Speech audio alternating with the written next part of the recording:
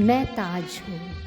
हाँ, वही संगमरमर की हसीन इमारत जिसे लोग दुनिया का सातवां अजूबा मानते हैं।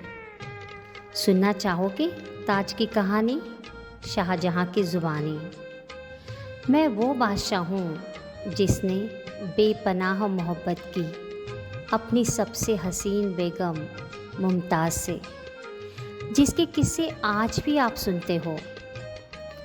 मैं शाहजहाँ बादशाह अकबर का सबसे प्यारा पोता था और बादशाह जहांगीर की सबसे प्यारी औलाद।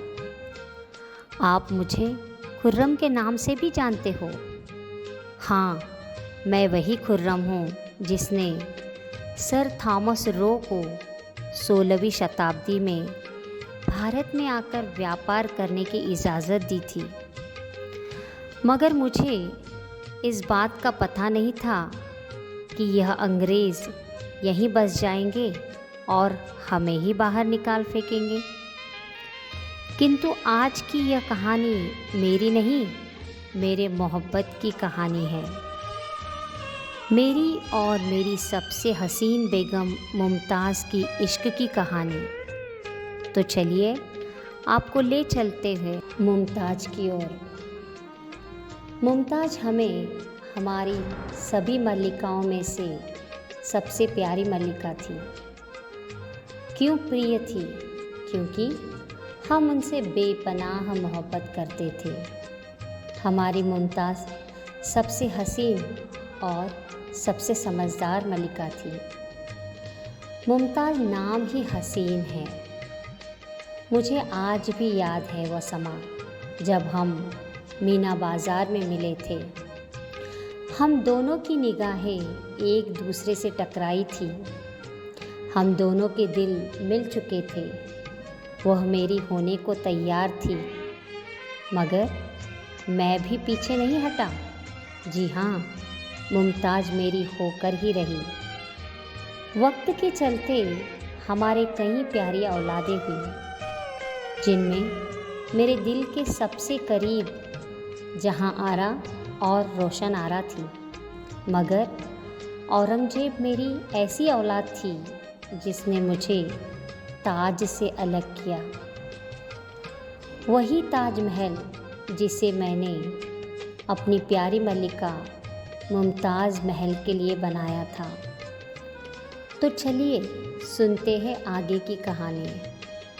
मुमताज़ मेरी पनाह में आ चुकी थी। हम दोनों का इश्क परवान चढ़ चुका था। हम दोनों को एक दूसरे से अलग होने को जी नहीं करता था। आपने हिंदी फिल्मों में वह गाना तो सुना ही होगा। दो सितारों का ज़मीं पर है मिलन, आज की रात मुस्कुराता है उम्मीदों का चमन, आज की रात दो सितारों का ज़मीं पर है मिलन, आज की रात, आज की रात। कितना हसीन गाना। मैं न रहा, मुमताज़ न रही, पर आज उसका लुत्फ़ आप उठा रहे हो। वह समा मुझे आज भी याद है जब मुमताज़ बीमार हो गई और बिस्तर पर पड़ गई। लग रहा था जैसे उसके अलविदा कहने का वक्त पास आ रहा था। मुमताज़ ने कहा, जहाँ पहना, मेरी 2 ख्वाहिशें हैं, क्या आप पूरी करोगे? मैंने कहा, फरमाओ मुमताज़, क्या ख्वाहिश है तुम्हारी? उसने कहा, मेरे बाद आपकी कोई मुमताज़ नहीं होगी। मैंने जवाब में कहा, हाँ, वादा किया और वादा निभाऊंगा। जो वादा किया वो निभाना पड़ेगा। रोके ज़माना चाहे, रोके खुदाई, तुमको आना पड़ेगा। जो वादा किया वो निभाना पड़ेगा, निभाना पड़ेगा। वह तो आ गई थी, मगर अब वह अलविदा होने की बातें भी कर रही थी। दिल में तो बहुत दर्द हो रहा था। मैंने उसकी दूसरी ख्वाहिश पूछी। उसने कहा, एक ऐसा मकबरा जिसे दुनिया देखकर वाह कहे, दिल से वह आह निकले। मुझे पता है आज भी आप उस मकबरे को देखकर ज़रूर कहते होंगे, वाह ताज। ये उसी ताज की कहानी है। मैं नम आँखों से मुमताज़ की ओर निहारता रहा और उसकी आँखें हमेशा हमेशा के लिए बंद हो गई। अब उसका वह हाथ और उसका वह साथ दोनों मेरे से छूट गए थे। मुमताज़ को मैंने एक महफूज जगह पर सुला दिया और लग गया एक ऐसा मकबरा बनाने जिसे कभी दुनिया ने न देखा था न कभी सुना था। और यूं शुरू हुई ताजमहल की यह कहानी।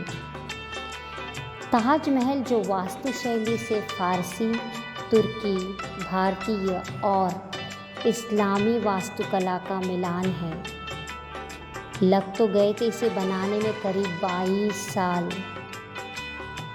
हाँ, अगर आप कहो कि मैं जालिम था जिन्होंने इस मकबरे को बनाया, मैंने उसे खुशी से जीने नहीं दिया।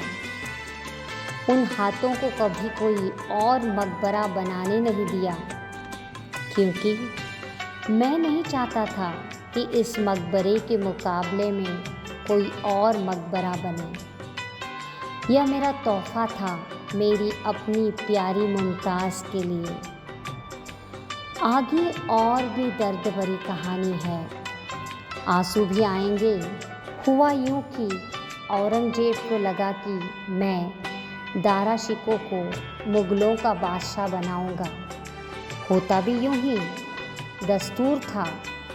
दारा मेरी सबसे बड़ी औलाद थी, मगर औरंगजेब को ये कबूल नहीं था। औरंगजेब ने दारा को तो मरवा दिया और मुझे भी कैद करवा दिया। मेरी तो एक ही ख्वाहिश थी, मैं जहाँ भी रहूँ मुमताज़ का वो मकबरा देख सकूँ, उस ताज को निहार सकूँ। मुमताज़ को मैं आहें भरकर याद करता रहा। यमुना के उस किनारे मुमताज़ और इस किनारे पर मैं। ताज को निहारते निहारते अब वक्त आ चुका था मुमताज़ को मिलने का। मैं आ रहा हूँ मुमताज़, तुम मेरा इंतज़ार करो, मैं आ रहा हूँ।